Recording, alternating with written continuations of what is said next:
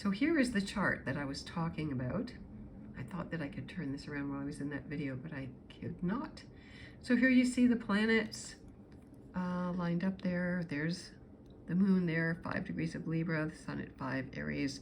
There's the north node, 15 degrees of Aries, south node at 15 degrees of Libra. Chiron, the wounded healer, it looks like a little K there, and that asteroid Amor. So healing love wounds, you know, and then Mercury, quick thinking, you know, Mercury rules money. Actually, he's the merchant, right? We don't think about Mercury ruling money. Venus rules love. Mercury traditionally rules money. It makes more and more sense to see Mercury as the money maker, the exchanger, mercantile. The word merch, the word merchandise comes from Mercury. And then Eris, the troublemaker there, she's at 24 Aries. She hardly moves. There's Mars, Saturn, Cupid, the asteroid, Venus, and Neptune. So that's a stellium in Pisces. So we're very watery, very emotional, very sensitive. And there's Pluto there at 1 degree of Aquarius, trining the moon. So this is a good positive aspect. Again, Pluto rules the unconscious, the underworld, again, tapping into our past life memories. That's what that's all about. So you want to think about where Libra is in your chart and how it's affecting you. So of course, if you're in Aries, this eclipse falls in your 7th house of love affairs, traditionally the house of marriage. So you want to think about what's imbalanced in my relationship. I did a lot of readings today, and I consult a lot of women who are going through divorces and splits and things like that. So how you want to catch things while they're starting to get imbalanced, when your intuition, which is the moon, is telling you something's not right. Where am I compromising myself? Where is this relationship unequal? You know, all the generation who were born from like 81 to 83 were all born with all of those planets, Saturn, Pluto in Libra. So a lot of you are being affected by that south node releasing. Could be divorces. You were born when those divorces were really going on.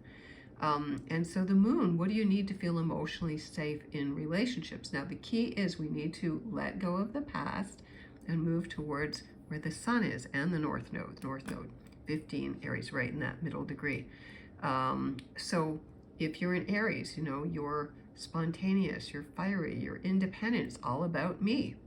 So that balance between self and selfishness, Aries rules the first sign, the first house, archetypally, and Libra rules the 7th. So that balance between what I want and what do you want? You know, how do we find that middle ground? Just like the Buddhists say, the middle ground. Now, it is never time to manifest during any lunar or solar eclipse because they are so powerful. Even though you can't see this one, it is not very big. It still has a very powerful effect. Also, there was a huge solar flare that just came out from the sun, and that is greatly affecting the electromagnetic frequencies of the earth. You know, it blocks out radios, you know, it's what brings the northern lights. So we're being bombarded by all of these big solar flares from the sun because the sun's in a new cycle. Again, sun in Aries, where we want to begin things, we want to get moving, we want to get started.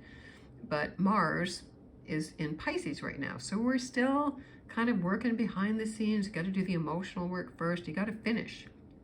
All those planets in Pisces, Mars, Saturn's going to be there till 2026. Venus won't be there for much longer. Neptune's also going to be there till February 2026.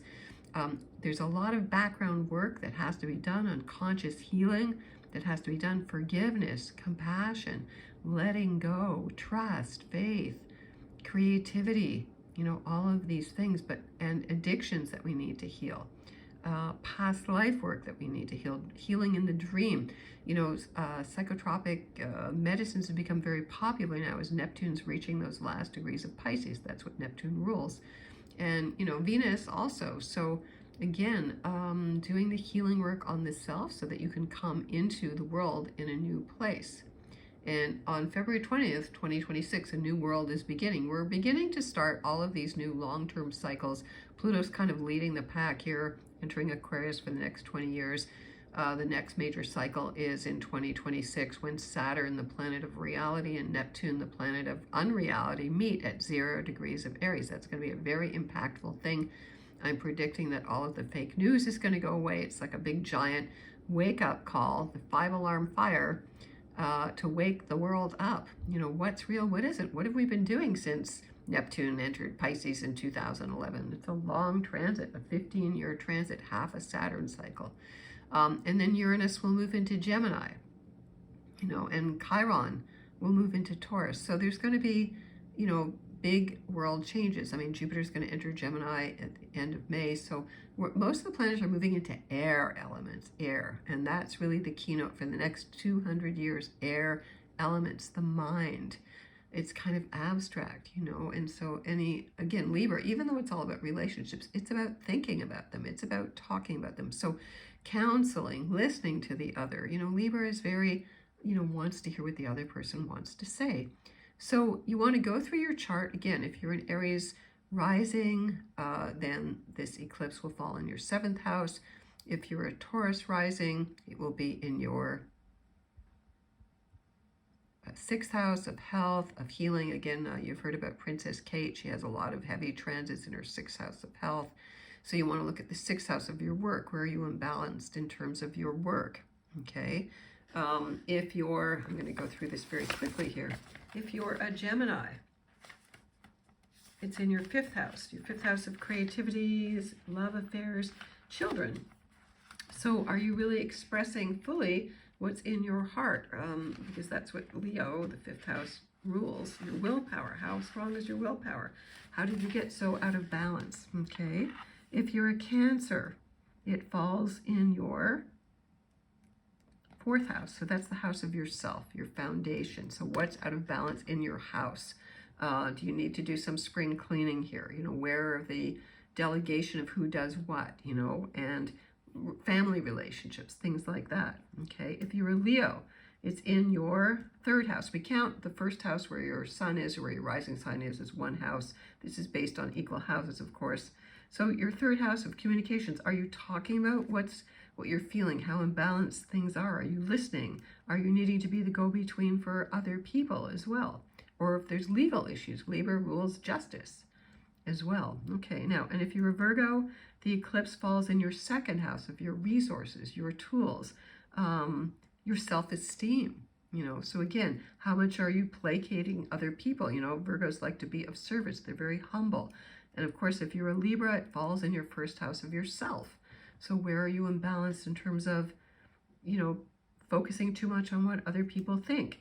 If you're a Scorpio, it's in your 12th house. So again, this is very karmic for Scorpios, really releasing past life imbalances, letting go, something that's very hard for Scorpios, letting go, forgiveness, compassion. Again, Venus in Pisces is influencing this eclipse, right? It's hard for Scorpios to let go.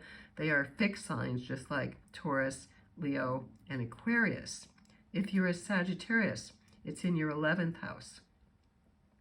So again, this is about groups, affiliations, justice. It could be that you want to step up and help people. This could be, I mean, there's always positive things too to this. Could be past life resentments, karmic debts that you still need to pay. If you're a Capricorn, it's in your 9th house of education, higher education, travel, adventure, learning, teaching, publishing. So if there's something you really need to say, if you need to be a mediator, if you need to go to a mediator, this would be a great time to do it. Communications, counseling, you know, all of that stuff. If you're an Aquarius, it's in your 9th house. Did I make a mistake here? Sorry. Yes, if you're a Capricorn, it's in your 10th house. Sorry. If you're a Capricorn, it's in your 10th house of career. So there may be a sense of a justice issue that you need to go through in a career, a boss that could be too pushy, pushing people around, treating women with inequality. You know, you can't really get away with that these days. Again, are you happy with your career? You know, does it bring you peace of mind? That's what the South Node in Libra is all about. Now, if you're an Aquarius, it's in your 9th house. So again, so this is about planning maybe some travels. Maybe you need to get away. Maybe you need to think about what you're doing in your life in a different way. Again, relationships, connections, networking. Okay, people from the past may come up as well with the South Node in Libra. Okay, if you're a Pisces, it's in your 8th house. So the 8th house is the house of money, of taxes, of finances, of inheritance. So there could be some debts, literally money that are paid to you. Again, letting go, not being addicted to toxic relationships. Okay, Pisces are prone to this. Okay, if you're in Aries, again, it's in your 7th house. So we've gone fully around there. And again, remember that Mercury is in its shadow period. It will go retrograde as an April Fool's gift. So sending you all the best blessings. And if you want to get in touch with me, I'm at tarottarot.com. Blessings.